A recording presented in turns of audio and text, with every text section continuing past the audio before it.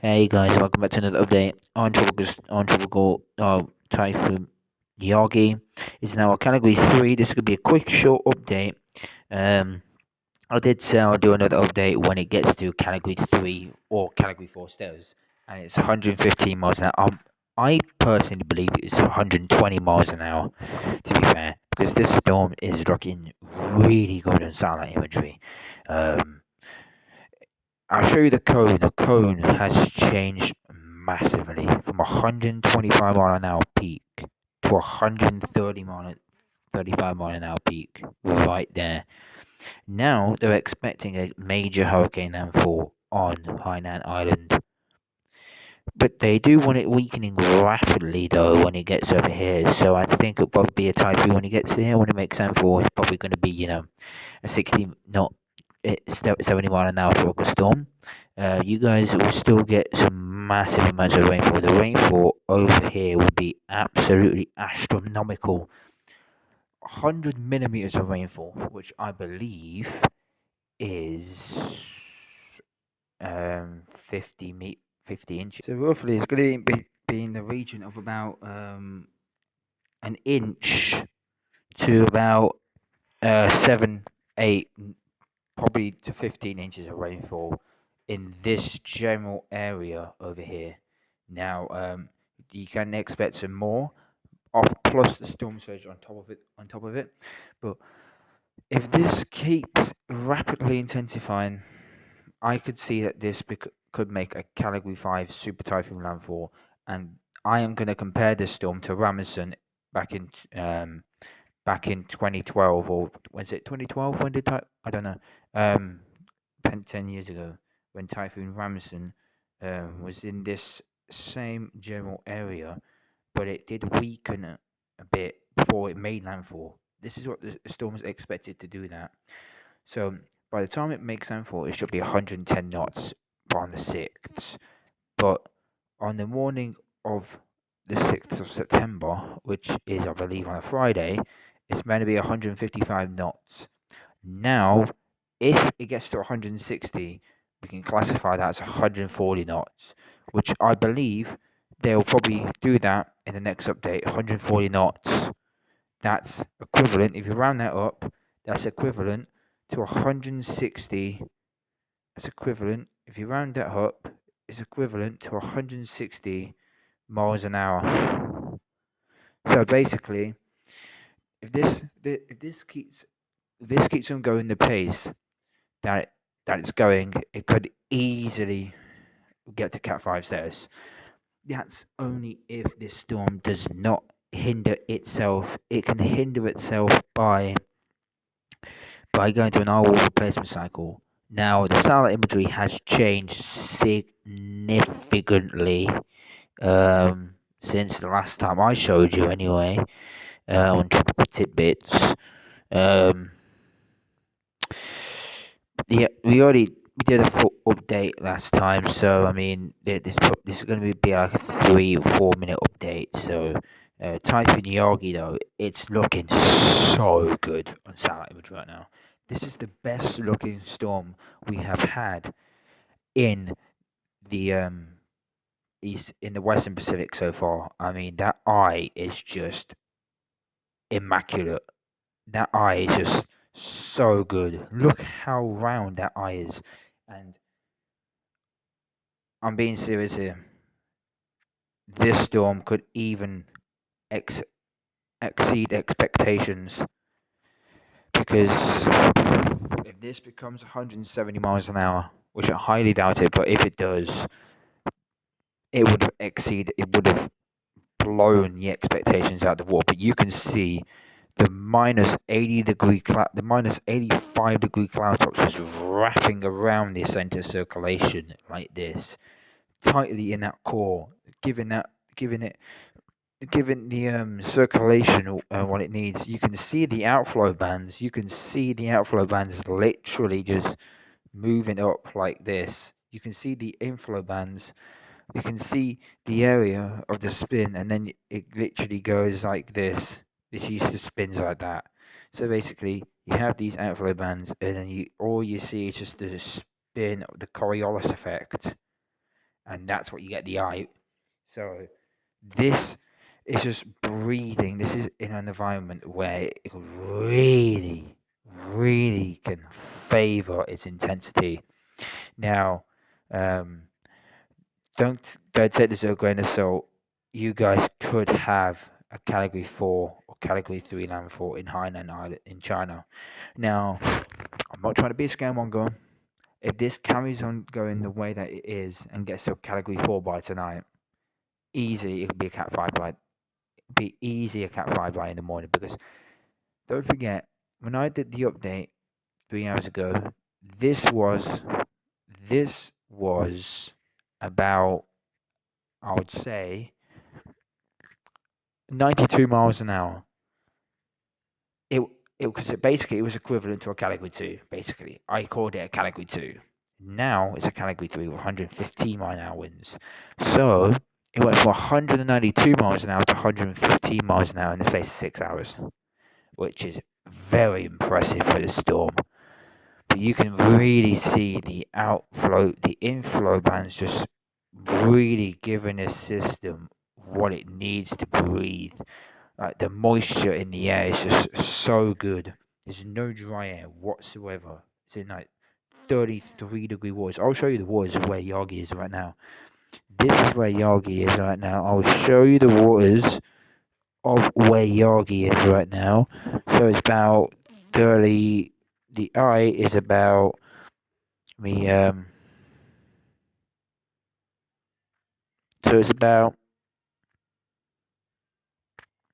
19.1 degrees north.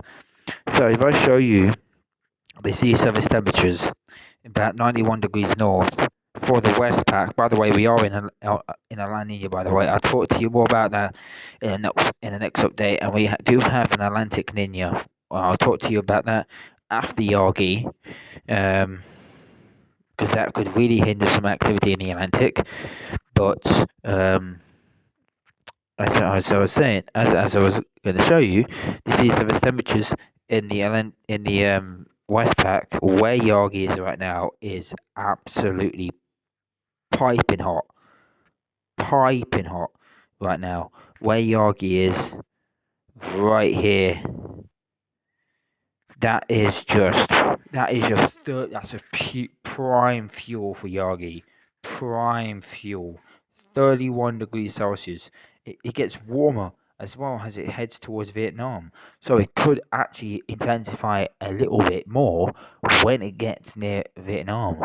So this area this year hasn't had much storms, but if you see a storm at this time of year over here, it's very conducive.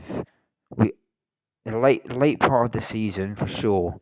We're definitely going to get these very long We're definitely going to get these very long tracking typhoons like this and like that. Or you could get the ones that do this. There's very long tracking like that. That's what we're going to get this year. We need those storms to really rack up the ace. Yagi's already one of them. Yagi's track um, after before the Philippines and after the Philippines. This is what Yagi's track is expected to be. That's what Yagi's track is expected to be. Now it did hit the Philippines, but it did go further north like that. Then went south, and then now it's moving like that. But that's what Yagi's track is. Now, if you have a look at Ampil's track, this is what Ampil's track was. That was Ampil's. This was Shanshan's. This was Typhoon Shanshan's. This was Typhoon Gaime's. This was Typhoon Gaime. Actually went like this, and then did a loop, and then head towards China. And then this is what you have of this storm now. So that's 4 powerful typhoons we've had. No super typhoons. It's a very suspect for this time of the year, because usually you'll get 1 or 2 super typhoons about now, somewhere in the basin. I mean, you can see where the cold waters were from Shanshan I mean, Shanshan did really up well up here, but most of the warm water has rebuilt back in. Because you saw with Shanshan, you had some cooler waters from up below impacting here, but you can see another storm that forms near Japan could actually last. I mean, these short systems that form up here could actually become a typhoon up in these 27-degree waters because I tell you now, I mean, those 26-degree waters are like nearly 40 degrees north. Like here, if you take it here, so it's about 35 degrees north. That's pretty rare to get one more 35 degrees north. That's pretty rare. But the um the Caribbean, no, not the Caribbean, the Korean Peninsula has got some 28-degree waters. So if there is a strong typhoon that does this year, for sure, it could survive when it gets in the Sea of Japan if it moves like this, basically moves if it basically moves like this. If the storm moves like, oh my god, if the storm moves like this, okay, and gets in at 27-degree waters north of Japan, it could survive longer. Not obviously not overland, of course, but if it's like this, move over Taiwan, and then it's like that. It has all this warm water up here, apart from the Philippines, of course. Grazes the coast of Japan. It has all that warm water until it gets up to about here. Once it gets up to about here, it will start dying off. But I mean, this is why Ampil was still a typhoon over here. This is why Shanshan was still a tropical depression when it got here, because Shanshan exited off the coast here, and it was still a tropical depression. Now, yes, it's 25-degree waters. It's not conducive, but don't forget at the time there was um northerly wind shear coming out, which affected Shanshan because Shanshan was here.